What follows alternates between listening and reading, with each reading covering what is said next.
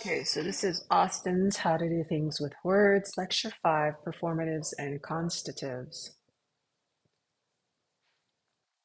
I'm going to skip through just a little bit of this. This is some notes and stuff. Want to go to about here. In the book Introducing Semantics, Nick Reimer states the linguistic expressions which figure in illocutionary acts do not simply have the function of describing or stating facts about a situation. This Austin called the constative function. Now, illocutionary acts were the intentions of the words. So you have the locution, which is the words, the illocution, which is the intention, and the perlocution, which is the action. So when someone says, "Oh, it's so hot in here," you hear it's hot in the words, but you get up and you open the window because you understand that they're hot and they want the window open. So the intention was to get you to get up and open the window. Your action was to get up and open the window. When we say something like, "You will get your hands blown off," we are not only stating something, we are also performing an action, the action of warning. If it was not obvious that the words, "You will get your hands blown off," were intended to constitute a warning, the speaker could explicitly say, "I'm warning you, get your hands, you'll get your hands blown off." And using the verb warn, the speaker makes the force of their utterance as a warning explicit. There is indeed no other way to explicitly warn someone other than to use the words, "I'm warning you," "I warn you that," or synonymous constructions. So that's the explicit way to say it, is to say, "I warn you." Austin called this type of utterance an explicit performative utterance. When I say, "I warn you that," I am not describing or stating the existence of any independent fact. I am instead performing an act, the act of warning, which cannot be explicitly performed in any other way. By contrast, the basic utterance, "You will get your hands blown off," may well have the illocutionary force of a warning, but it is not an explicit performative.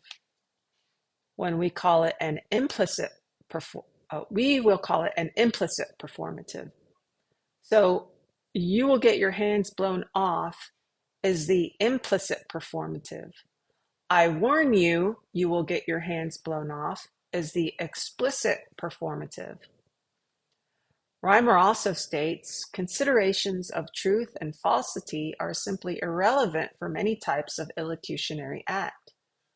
Austin distinguished constative utterances like "snow is white," which have the illocutionary force of simply stating something, from performative utterances like "I apologize," which themselves bring about the state of affairs they mention.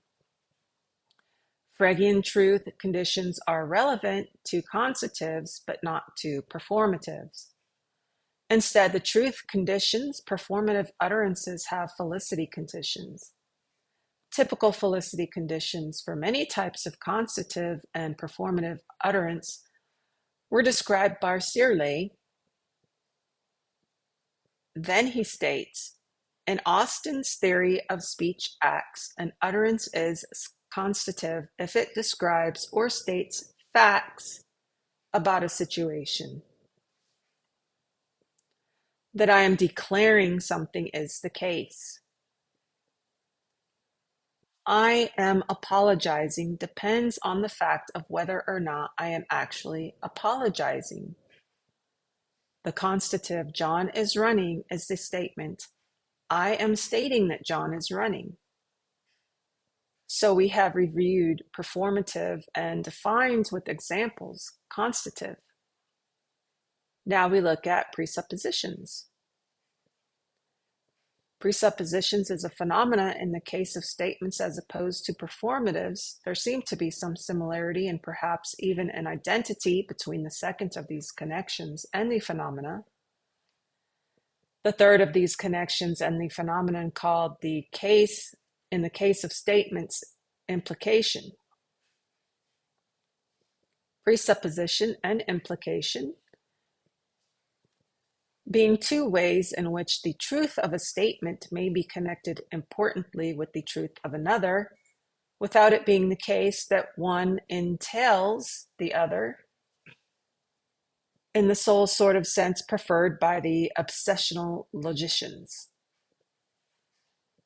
In self-contradictions, we have statements like to resemble entailment, which was reviewed in the last video as all men includes or entails some men.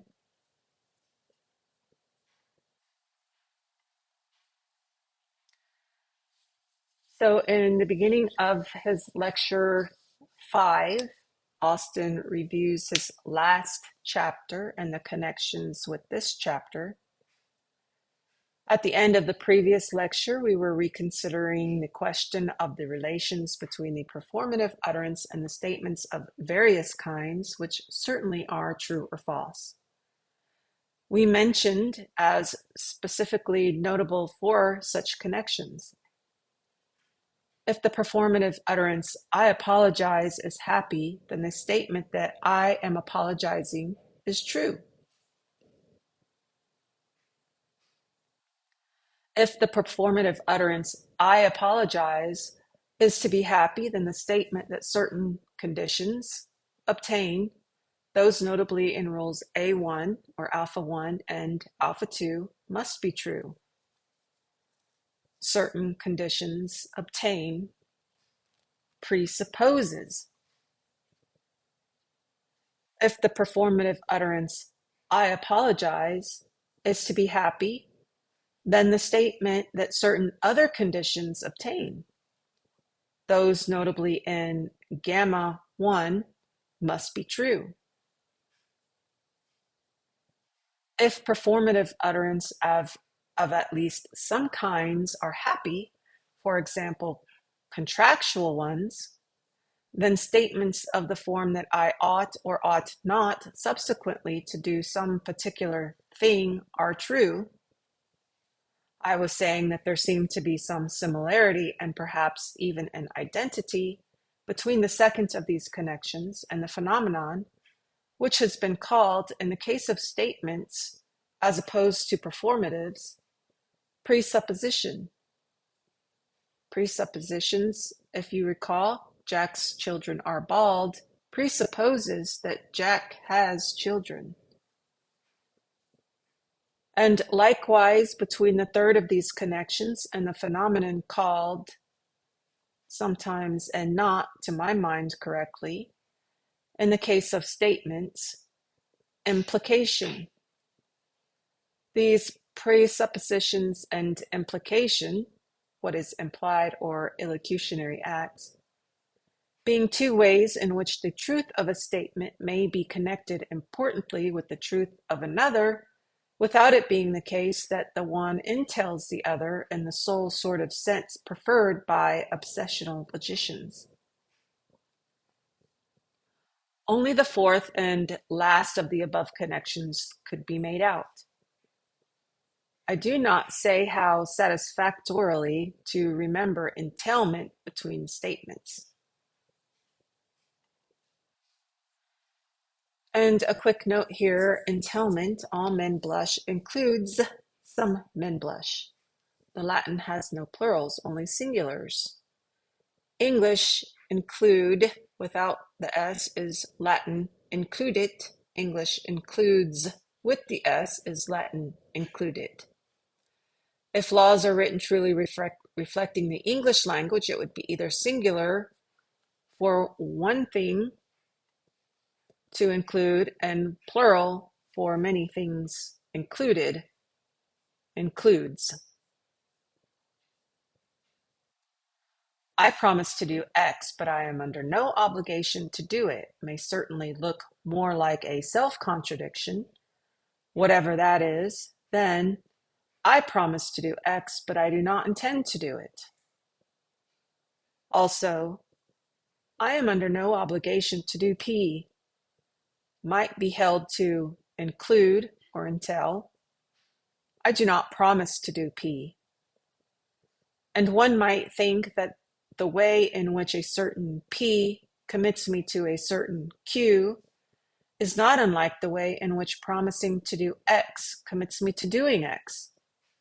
But I do not want to say that there is or is not any parallel here, only that at least there is a very close parallel in the other two cases, which suggests that at least in some ways there is danger of our initial and tentative distinction between constative and performative utterances breaking down.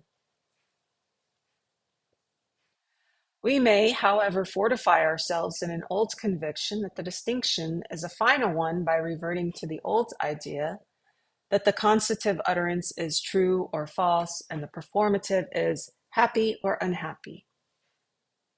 Contrast the fact that I am apologizing, which depends on the performative, I apologize, being happy, with the case of the statement, John is running, which depends for its truth on its being the fact or case that John is running.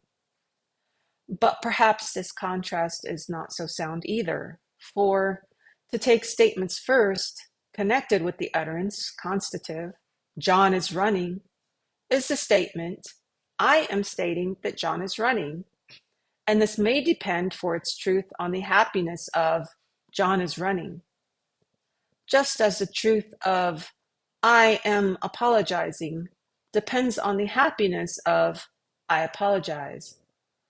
And to take the performative's second, connected with the performative, I presume it is one, I warn you that the bull is about to charge, is the fact, if it is one, that the bull is about to charge.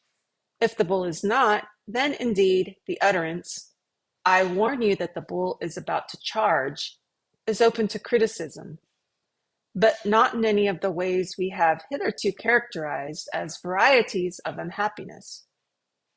We should not in this case say the warning is void, or that he did not warn but only went through a form of warning, nor that it was insincere. We should feel much more inclined to say the warning was false, or better, mistaken, as with a statement, so that considerations of the happiness and unhappiness type may infect statements, or some statements and considerations of the type of truth and falsity may infect performatives or some performatives. Constative warnings, or constatives, warnings, illocutions, constative, true or false, comparing performative with constative. We have taken a further step out into the desert of comparative precision. We must ask, is there some precise way in which we can definitely distinguish the performative from the constative utterance? And in particular, we should naturally ask first whether there is some grammatical or lexicographical criterion for distinguishing the performative utterance. So now he talks about the verbs. So far, we have considered only a small number of classic examples of performatives, all with verbs in the first person singular present indicative active. We shall see very shortly that there were good reasons for this piece of slyness. Examples: I name, I do, I bet, I give, as explicit performatives. There are fairly obvious reasons with which I shall nevertheless shortly deal, why this is the commonest type of explicit performatives. Note that present and indicative are, of course, both misnomers, not to mention the misleading implications of active. I am only using them in the well-known grammatical way. For example, the present as distinct from continuous present is normally nothing to do with describing or even indicating what I am doing at present. I drink beer, as distinct from I am drinking beer, is not analogous to a future and a past tense describing what I shall do in the future or have done in the past. It is really more commonly the habitual indicative when it is the indicative at all. And where it is not habitual, but in a way present genuinely, as in a way it is in performatives, if you like, such as I name, then it is certainly not indicative in the sense grammarians intend, that is, reporting, describing, or informing about an actual state of affairs or a current event. Because, as we have seen, it does not describe or inform at all, but is used for or in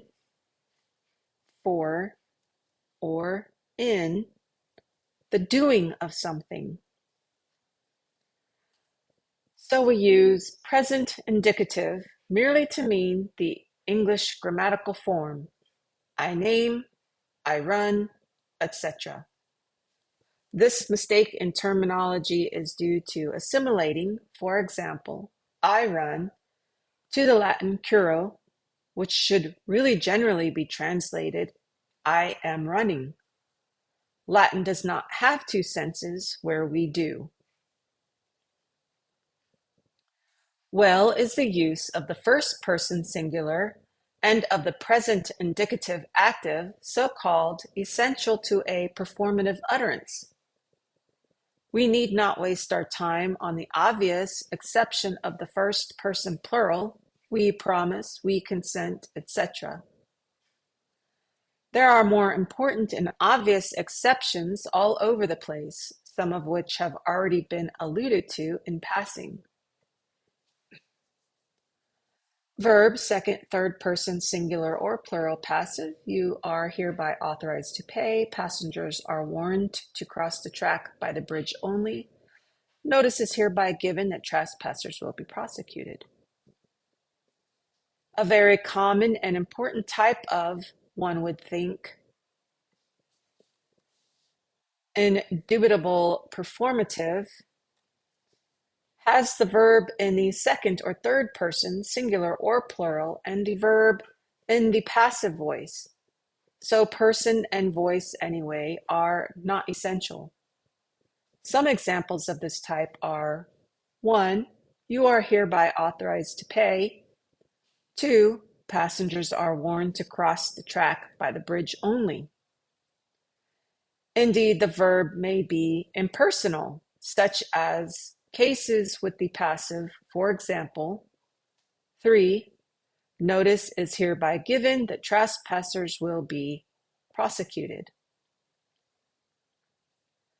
This type is usually found on more formal or legal occasions, and it is characteristic of it that, in writing at least, the word hereby, such as I hereby promise to appear on your traffic ticket, is often and perhaps can always be inserted.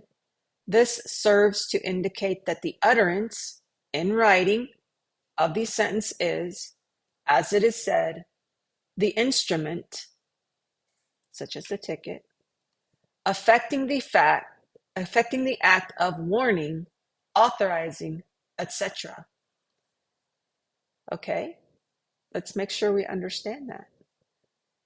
That in writing, hereby, in writing, serves to indicate on the instrument the act of warning, authorizing, etc. So think of the traffic ticket. I hereby promise that. And then I'm authorizing you to use some kind of force against me later if I don't appear. Hereby is a useful criterion that the utterance is performative, such that signing a traffic ticket. If it is not put in, passengers are warned to cross the track by the bridge only, may be used for the description of what usually happens. On nearing the tunnel, passengers are warned to duck their heads, etc. Now we go into mood or tense. I order you to turn right, or I just say turn right. You may go, or advise or recommend you turn, or I should, or I find you guilty, or you did it. Trunicated, done, guilty, out. However, if we turn away from these highly formalized and explicit performative utterances, we have to recognize that mood and tense, hitherto retained as opposed to person and voice, break down as absolute criteria. Mood will not do, for I may order you to turn right by saying not, I order you to turn right, but simply turn right. I may give you permission to go by saying simply, you may go, and instead of I advise or recommend you to turn right, I may say, I should turn to the right if I were you. Tense will not do either, for in giving or calling you offside, I may say, instead of I give or call you offside, simply, you were offside. And similarly, instead of saying, I find you guilty, I may just say, you did it. Not to mention cases where we have only a trunicated sentence, as when I accept a bet by saying simply, done. And even cases where there is no explicit verb at all, as when I say simply, guilty. In finding a person guilty, or out, to give someone out. Particularly with some special performative looking words, for example, offside or label, and etc., we seem able to refute even the rule governing the use of the active or passive which we gave above. Instead of I pronounce you offside, I may say you were offside, and I may say I am hereby rendered liable instead of I undertake. So we might think certain words might do as a test of the performative utterance, that we could do it by means of vocabulary as distinct from grammar. Such words might be offside, authorized, promise, dangerous, etc. But this will not do, for we may get the performative without the operative words. Thus, 1. In place of dangerous corner, we may have corner, and in place of dangerous bull, we may write bull. 2. In place of you were ordered to, we may have you will, and in place of I promise to, we may have I shall, which we see a lot in legal writing.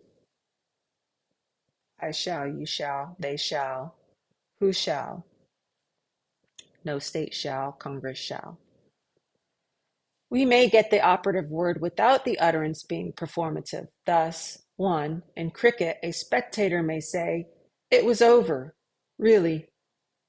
Similarly, I may say, you were guilty, or you were offside, or even you are guilty offside, when I have no right to pronounce you guilty or offside, such as what I believe is the case when the legislators of the United States have not met their time in service requirement, and they're sitting in those offices pretending to be able to pass laws which they have no right to do because they don't meet the qualifications. And speaking of it later by other people, it is not then a performative because it is written of or spoken of later after the fact, after the pronouncement in a different situation. such as while leaving the courthouse, a group of press members say, "You are guilty." After trial years later, someone says, "You were guilty." Number two, in such locutions as "you promised," "you authorized," etc., the words occur in a non-performative use. After the fact, the brother might say, "You promised mother that." He might say, "You promised." This reduces us to an impasse over a single simple criterion of grammar or vocabulary.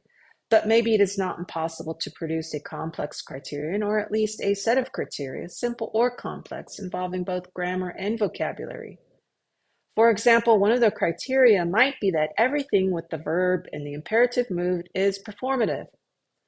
This leads to many troubles. For example, when a verb is in the imperative mood and when it is not, into which I do not propose to go. I would rather go back a minute and consider whether there was not some good reason behind our initial favoritism for verbs in the so-called present indicative active.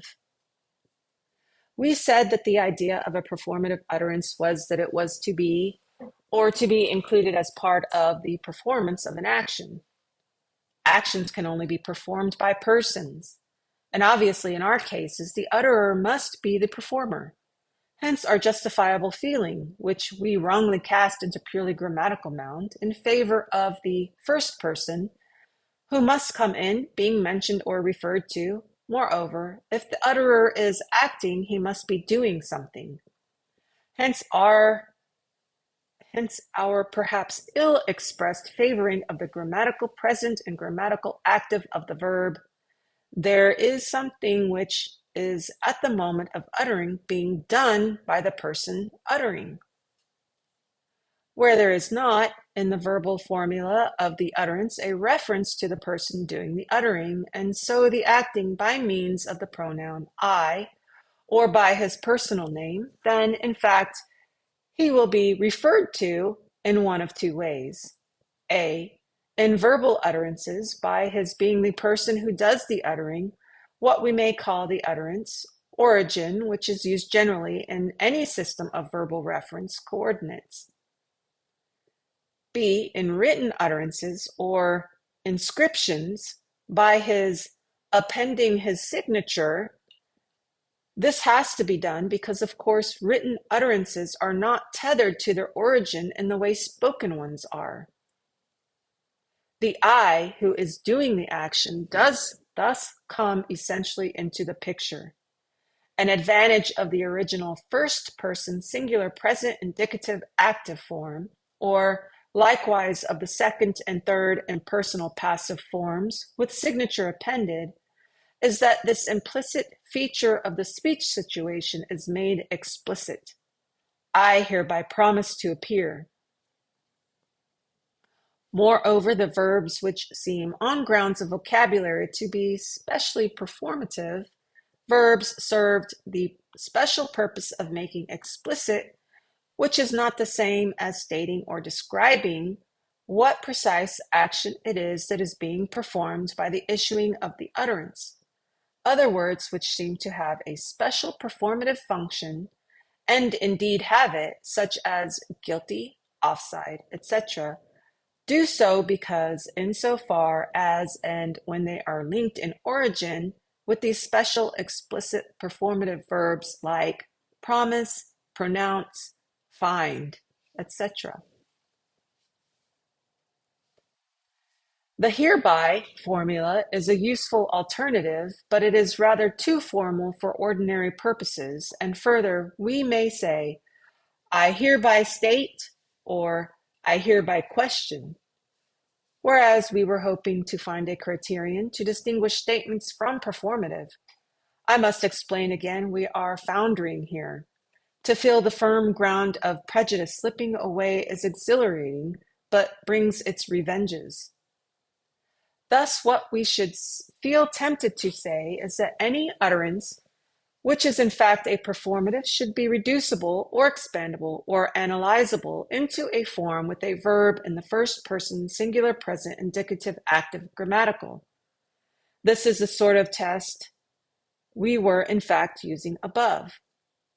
Thus, out is equivalent to I declare, pronounce, give, or call you out. When performative, it need not be. For example, if you are called out by someone, not the umpire, or recorded as out by the scorer. Guilty is equivalent to I find, pronounce, deem you to be guilty. You are warned that the bull is dangerous is equivalent to I, John Jones, warned you that the bull is dangerous. Or this bull is dangerous, signed John Jones. This sort of expansion makes explicit both that the utterance is performative and which act it is that is being performed. Unless the performative utterance is reduced to such an explicit form, it will regularly be possible to take it in a non-performative way. For example, it is yours may be taken as equivalent to either I give it you or it already belongs to you. In fact, there is rather a play on the performative and non-performative uses in the road sign, you have been warned. However, though we might make progress along these lines, there are snags. We must notice that this first person singular present indicative active, so called, is a peculiar and special use. In particular, we must notice that there is an asymmetry of a systematic kind between it and other persons and tenses of the very same verb. The fact that there is this asymmetry is precisely the mark of the performative verb and the nearest thing to a grammatical criterion in connection with performatives. Let us take an example, the uses of I bet as opposed to the use of the verb, of that verb in another tense or in another person. I betted and he bets are not performative, but describe actions on my and his part, respectively.